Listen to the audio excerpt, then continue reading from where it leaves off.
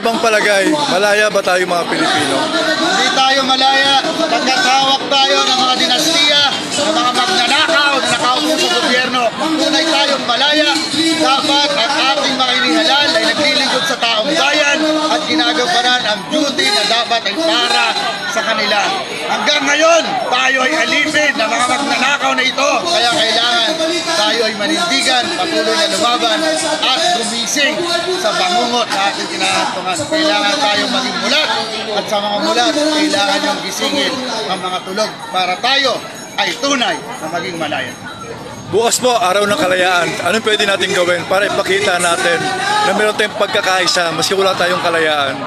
Panawagan tayo na ituloy ang impeachment, makonvict si VP Sara kasi yun ay bahagi ng ating pananagutan sa kalayaan bilang mamamayang Pilipino.